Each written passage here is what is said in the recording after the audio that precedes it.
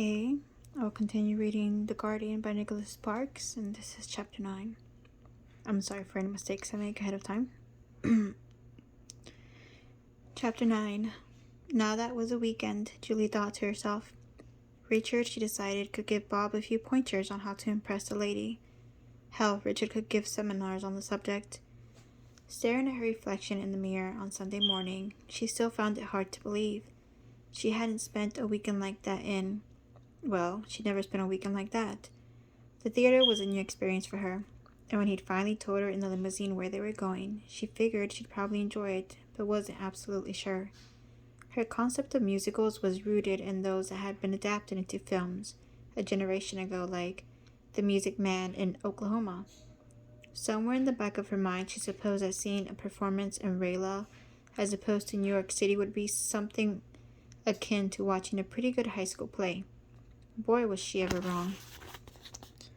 She was entranced by it all. Couples dressed in evening wear as they sipped wine in the courtyard before the play started. The silencing of the crowd as the lights began to dim. The orchestra's first energetic notes which made her jump in her seat. The romance and tragedy of the story. The virtuoso performances and the songs, some of which were so beautiful that they brought tears to her eyes. And the colors! The props and wildly hued costumes, the use of gleaming spotlights and haunting shadows, had all combined to create a world on stage both strangely surreal and vividly alive. The whole evening had seemed like a fantasy, she decided. None of it was familiar, and for a few hours she'd felt as if she'd suddenly slipped into an alternative universe in which she wasn't a hairdresser in a small southern town. The kind of gal whose highlight of the week was usually something as mundane as removing a stubborn ring from around the tub. This was another world, a place occupied by inhabitants of exclusive gated communities who studied the stock quotes in the morning newspaper while the nanny got the kids ready for school. Afterward, when she and Richard had stepped outside and looked upward, she wouldn't have felt any stranger had she seen two moons hovering in the downtown sky. But hey, she wasn't complaining.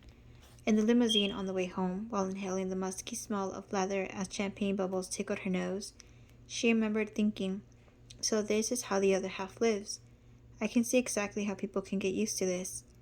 The next day, too, had been a surprise, not just because of the entertainment, but because it stood in such stark contrast with the evening before. Day instead of night, a hot air balloon ride instead of a show, a walk along carnival-like streets instead of a limousine ride, a picnic on the beach instead of dinner at a restaurant, an entire repertoire of dates in just a couple of days, like newlyweds squeezing everything they could into the last hours of their honeymoon. Though the balloon ride was fun, scary when the wind gusted, but fun, of all they did, from holding hands as they walked to posing playfully as Richard took a number of photographs of her, she enjoyed the picnic the most. Now that, she thought, was more along the lines of something she was used to. She'd gone on lots of picnics in her life. Jim had been fond of them, and for a moment she felt like herself again. That feeling didn't last long. In the picnic basket was a bottle of Merlot and a cheese and fruit plate, and after they'd finished with the food, Richard had offered to give her a foot rub.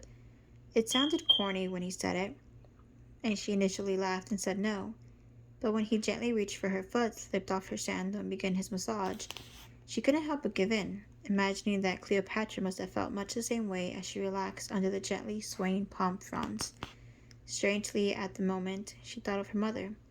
Though she'd long since decided her mother was pretty unreliable as a mother or a role model, she couldn't help but remember something her mother had said once when Julie had asked her why she stopped seeing a recent boyfriend. He didn't rock my boat, her mother had informed her matter-of-factly. Sometimes it's like that. Julie, 8 years old at the time, nodded, wondering where they kept the boat and why she'd never seen it. Years later, she finally realized what her mother had meant, and while staring at Richard, her foot in his hands, the expression came back to her. Did Richard rock her boat? He should, she knew. Lord knew she probably wouldn't find anyone better, not in Swansboro anyway. He was a full package as far as eligible men went. But even now, after 4 romantic dates and a lot of time spent together, she suddenly knew that he didn't. The realization left her feeling as if she were weighed down in a swimming pool, but she couldn't deny that whatever it was that brought couples together Whether it was chemistry or magic or some combination of both, simply wasn't there. She just didn't feel the little tingles on her neck that she had when Jim first took her hand. She didn't feel like closing her eyes and dreaming of a future together, and she knew with certainty that she wouldn't spend the following day wandering around in a romance-induced daze. The dates he planned were fabulous. It was just that, as much as she wished otherwise, she wasn't so sure about Richard, other than he seemed like a nice guy. The kind of guy who'd be perfect for someone else. Sometimes, as her mother had said, it's like that. She wondered if part of the problem was that she was trying to rush her feelings. They might need some more time before things were comfortable and easy. Her relationship with Jim had taken time to develop, after all. After a few more dates, she might look back and wonder why she'd been so skittish, right? While brushing her hair in front of the mirror, she considered it. Maybe. Then laying down her brush, she thought, yes, that's got to be it. We just need to get to know each other better. Besides, it's partly my fault. I'm the one who's holding back. Though she had talked for hours with Richard,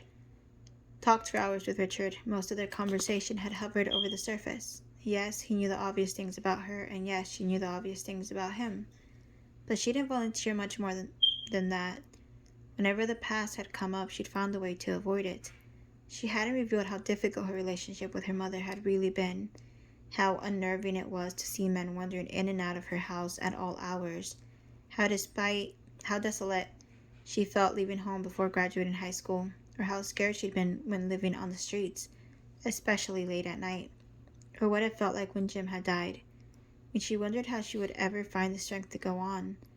Those were the hard memories, the ones that left a bitter taste when she spoke them. Part of her was tempted to share them with her so he could really know who she was, but she didn't. For some reason, she couldn't. And he didn't tell her much about himself either, she noticed. He had a way of avoiding the past as well. But wasn't that what it came down to in the end? The ability to communicate, to open up, to trust? She and Jim had had that, but like the chicken or the egg dilemma, she couldn't remember which had come first. The little tingles on the back of her neck, or all those other things. The ringing of the phone interrupted her musings. Singer followed her to the living room as Julie picked up the receiver. Hello? So what happened? Emma demanded. I want to hear all about it, and don't leave anything out. A foot massage? Mike asked, not bothering to hide his disbelief. It was the one part he hadn't heard about from strangers. That's what she told Emma yesterday. But a foot massage. I'll admit he does have a flair about him. That's not what I mean, Mike paused, pushing his hands into his pockets. His face took on a distracted look. Henry leaned forward. Listen, I hate to offer you more bad news, but Benny's called to say he's coming in today. Mike winced. Benny, he thought. Good God. Benny. This day was turning out grand, wasn't it? And Blanton still needs his truck, Henry went on. You'll have it done, right? It's part of the contract. I worked out with the bridge people, so it's important. Yeah, I'll be finished. Andrea couldn't believe it. Didn't want to believe it. The whole thing made her practically sick to her stomach, especially with Julie's oh-so-nonchalant attitude about the whole thing. A limousine, champagne, the play, Phantom of the Soap Opera, whatever it was called, hot air balloon ride, picnic at the beach. Andrea didn't want to hear it. She didn't even want to overhear it by accident, but that wasn't possible in a small place like this. Her weekend hadn't been anything like Julie's. No, her weekend was just like all the others she'd spent lately, just another in a long line of forgettable weekends. On Friday, she spent the evening at the Clipper, fighting off Cobra's advances for the second time. Even though she hadn't planned on meeting him there, he'd spotted her right off and had been all over her the whole evening like a bug on roadkill.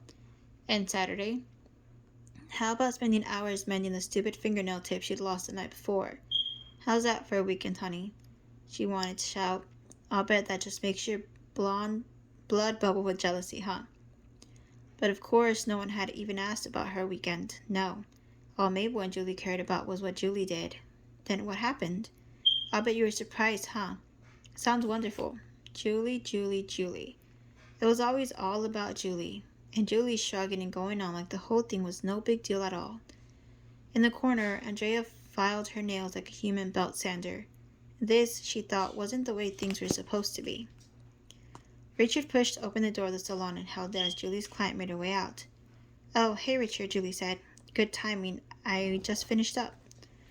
Though she wasn't any closer to sorting through her emotions, she was still glad he'd come by, if only to understand whether seeing him would make them any clearer. "You look beautiful," he said, leaning in to kiss her. Despite the brevity for Julie, it was an almost analytical undertaking when their lips met. No fireworks, she thought, but no sense of dread either, just a kiss. And if I keep going on like this, she immediately thought, I'll end up as crazy as my mother.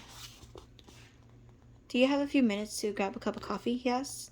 Mabel had gone to the bank, and Joe was flipping through the National Enquirer in the corner, reading the paper, as she called it, but Julie knew she was listening in. "Yeah," Julie said, "I've got a little time. My next appointment is in half an hour." As she answered, Richard's eyes focused on the soft triangle of flesh beneath her chin. "Where's the locket?" he asked.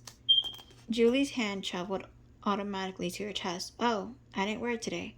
It kept getting snagged on my clothes when I was working, and I've got a couple of perms this afternoon." "Why didn't you just tuck it inside?" "I tried, but it kept falling out." She took a step toward the door. "Come on," she said. Let's get out of here. I haven't been outside all morning." "Should I get you a shorter chain?"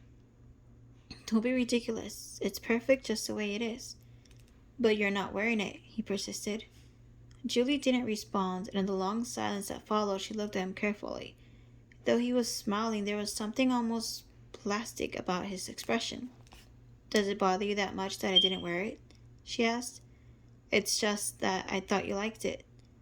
"I do like it. I just don't want to wear it while I'm working." Again, his bland expression seemed forced, but before she could dwell on it, Richard seemed to snap out of the spell he'd been under, and his smile suddenly became natural again, as if the whole thing had been an illusion. "I'll get you a shorter chain," he said. "That way you'll have two and you can wear it whenever you want." "You don't have to do that."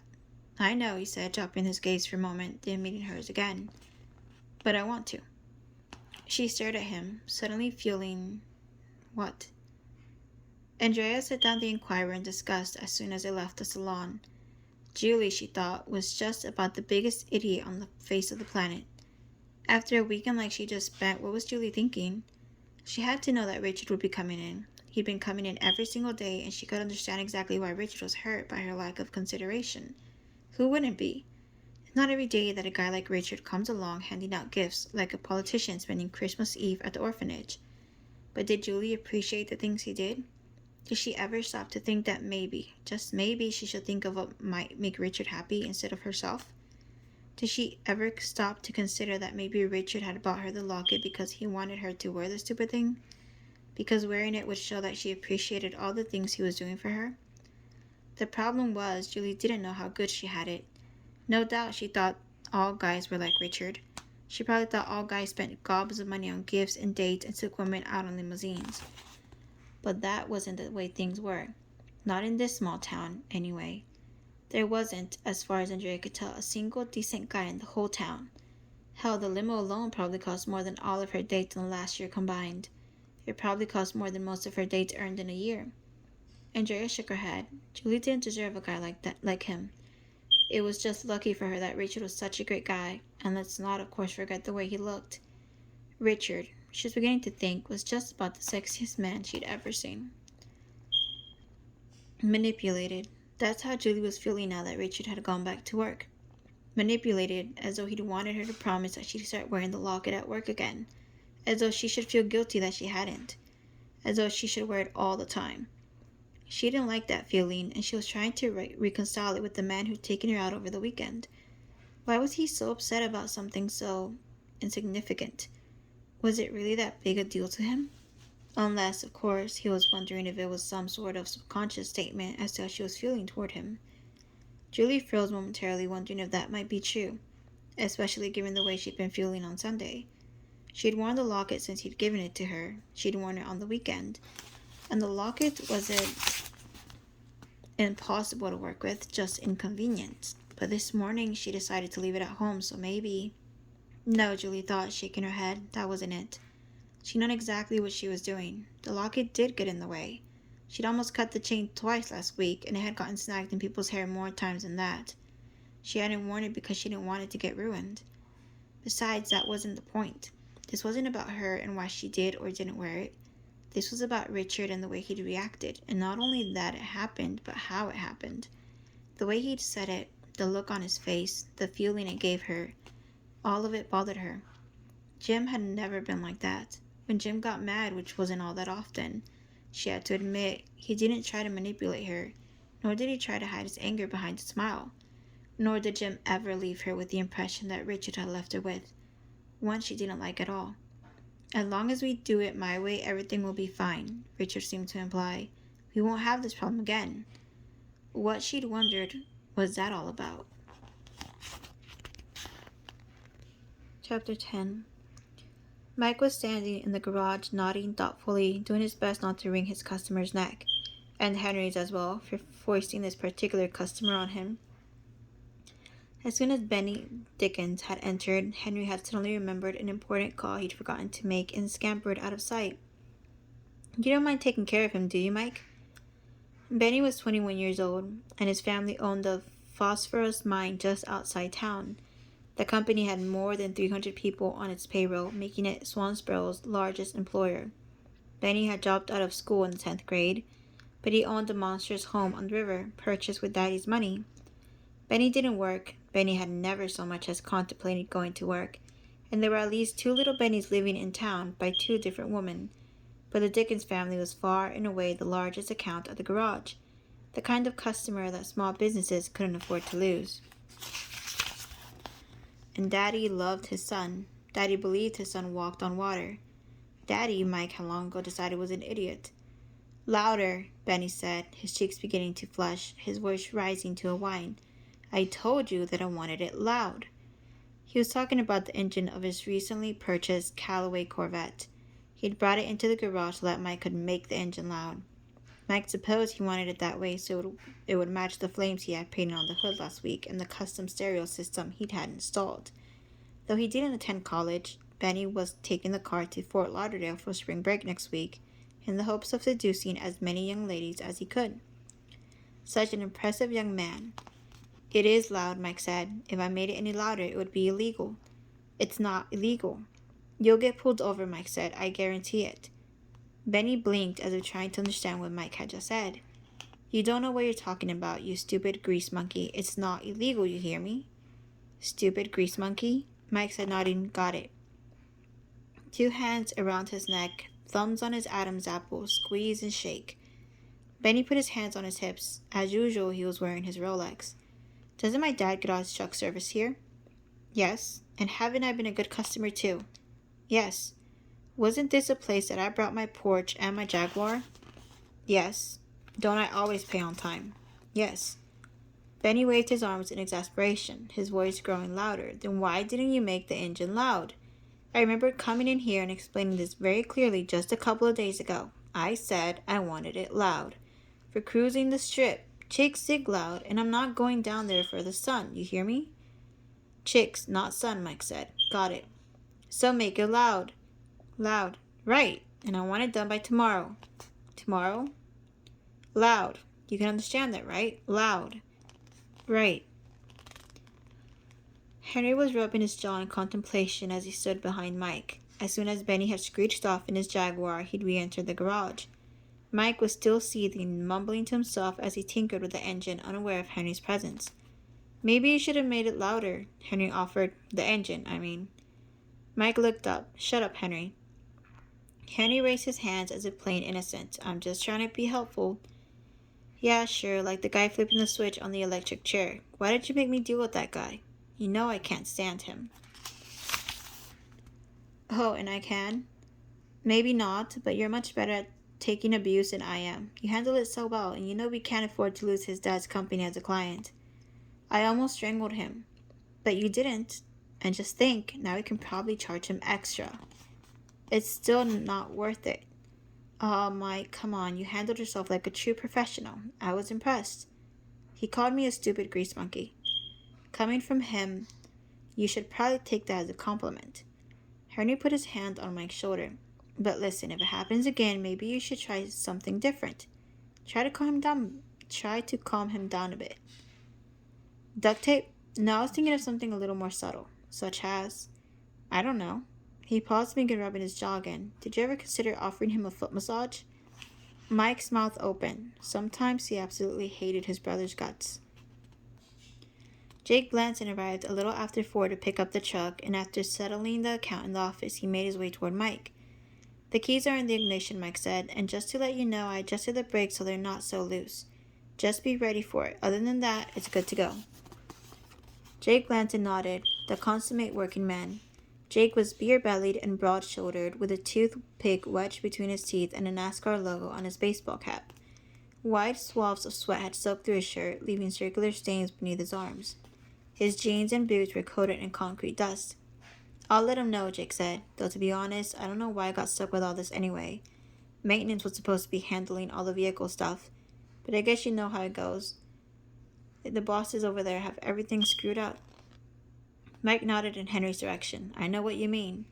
That guy over there can be a real pain sometimes, too. But I heard he has to take Viagra, so I guess I can't blame him. Must be hard to know that he's only half a man. Jake laughed. He liked that. Mike smiled as well, feeling at least partially avenged. So how many guys you got out there these days? I don't even know. A couple hundred maybe? Why? You looking for a job? No, I'm a mechanic. It's just that I met one of the engineers she consults on the bridge. Which one? Richard Franklin? Do you know him? Holding Mike's gaze, Jake removed the toothpick from his mouth. Yeah, I know him, he said. Nice guy? What do you think? He asked. The wariness in his tone made Mike hesitate. I take it the answer is no. Jake seemed to evaluate his answer. So what's it to you? He finally asked. You his friend? No, like I said, I only met him once. Keep it that way. You don't want to know him. Why? After a long moment, Jake shook his head, and though Mike tried to find out more, he said nothing. Instead, he turned the conversation back to the truck and left the shop a few minutes later, leaving Mike wondering what it was that Jake hadn't told him and why that suddenly seemed more important than the things he had said. His thoughts, though, were interrupted when Singer came trotting in. Hey, big guy, Mike called out.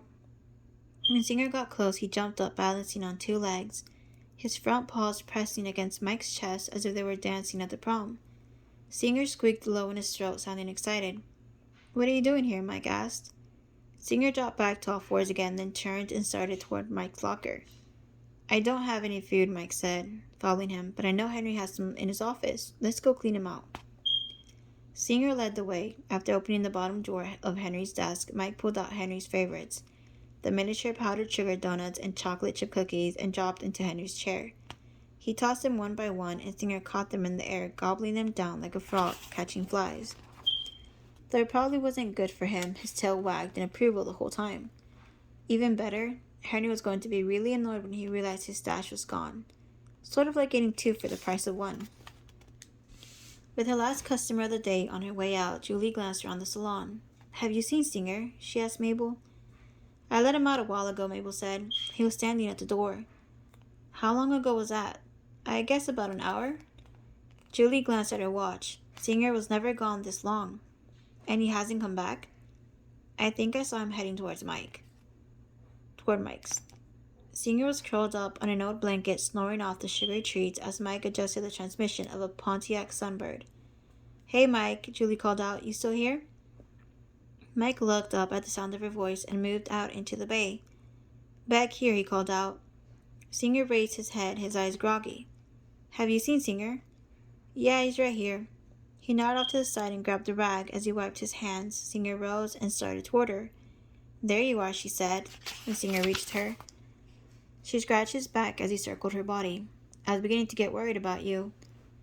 Mike smiled, thankful that Singer hadn't gone back. She looked up. What's going on? Nothing much. How are you?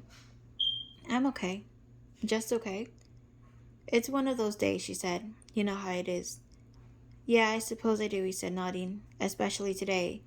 Benny came in for starters, and then Henry almost died. Wait, Henry almost died? Died, killed, whatever. I stopped myself at the last minute. Couldn't stand the thought of what our parents would say to me once I was behind bars. But let me tell you, it was close. Was he giving you a hard time today? When doesn't he give me a hard time? Poor thing, she said. Remind me to cry you a river tonight. I knew I could count on you, he said. Julie laughed. Sometimes he was so darn cute, especially with that dimple. So what did he do? Cut a hole in the back of your coveralls again? No, that one got old after a while. And besides, the last time he did it, I covered a wrench with crazy glue and then asked him to hold it while I checked something out. He couldn't get the wrench off until the next morning. Had to sleep with the thing. I remember that, Julie giggled. He wouldn't take anything you offered him for weeks after that. Yeah, Mike said, waxing nostalgic. It was, in his opinion, one of his better moments. I should do things like that more often, but I just don't think that way. No matter what you do, he'll give you a hard time, but just remember, he does those things because he's jealous. You think so? I know so. He's losing his hair and he's got Dunlop's disease. Dunlop's? Yeah, his belly done lopped right over his belt. Mike laughed. Yeah, it must be tough getting old like that. So, you didn't answer my question. What was it today? Mike couldn't explain Henry's comment. Instead, he motioned toward the soda machine and reached in his pocket for some change. Oh, you know, he said casually, the same old stuff. Her hands went to her hips. Must have been good if you won't tell me. I'll never tell, he said. Then he stood straighter and his voice took on a serious tone. But sometimes, he said, I can't help but think that you live vicariously through his antics, and I must say that it hurts me. He handed Julie a Diet Coke, then got himself a Dr. Pepper. No need to ask what she wanted, he already knew. Hurts you, she said, taking the can. Like a knife. Do I have to cry 2 rivers tonight?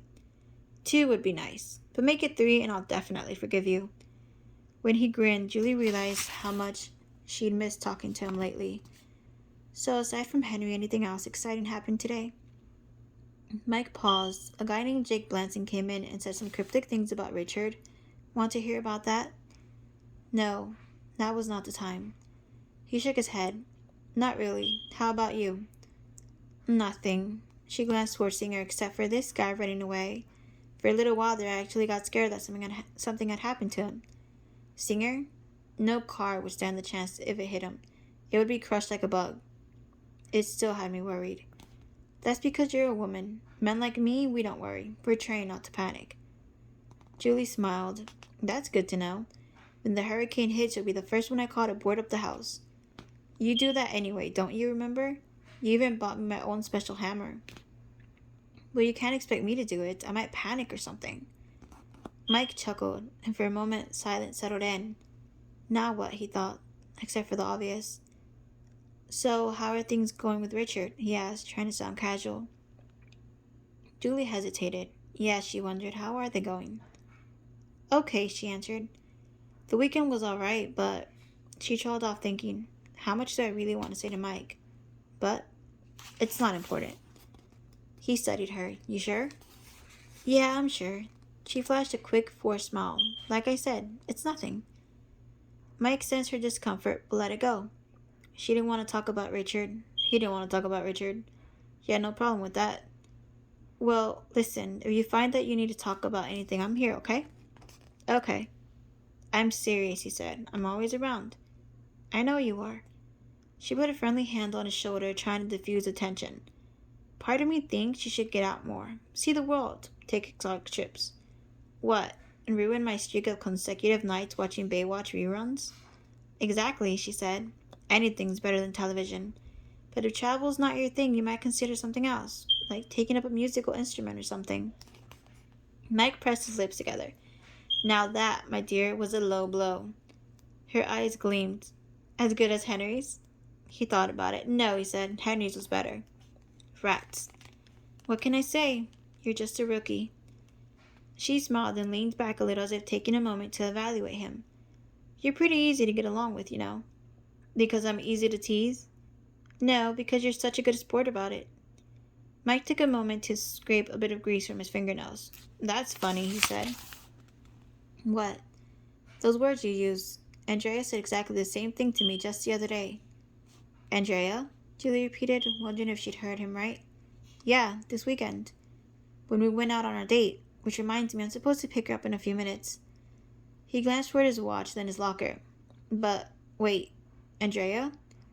Julie couldn't mask her bewilderment. Yeah, she's great. We had a good time. But listen, I've got to run.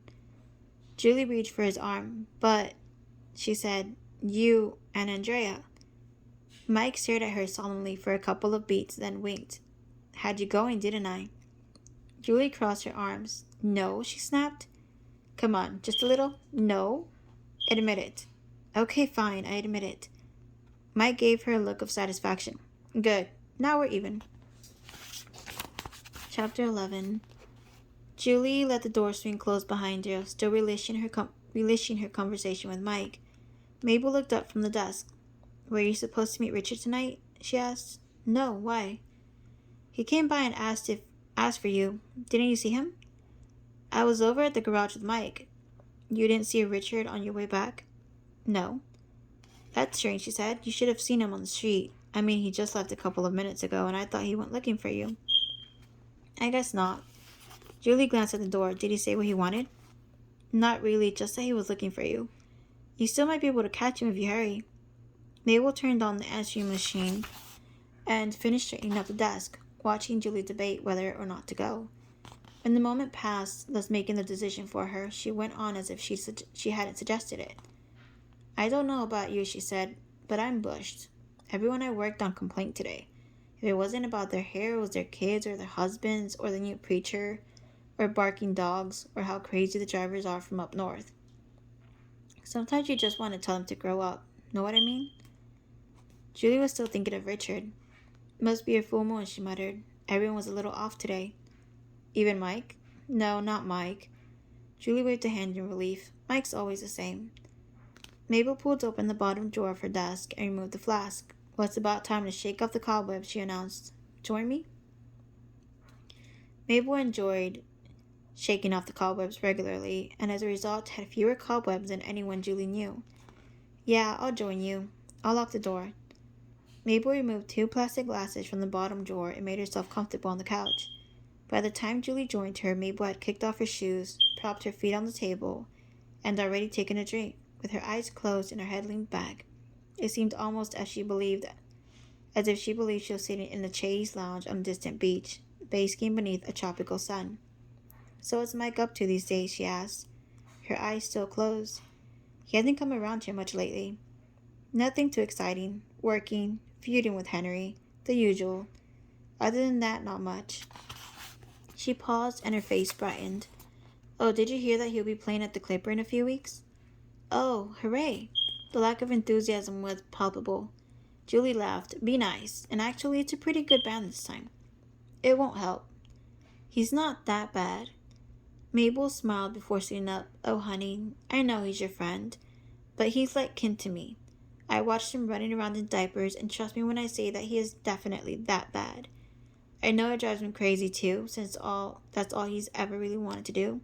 But like the good book says, suffer not the terrible singers, for they shall ruin the ears. The good book doesn't say that. It should, and it probably would if Mike had been around back then.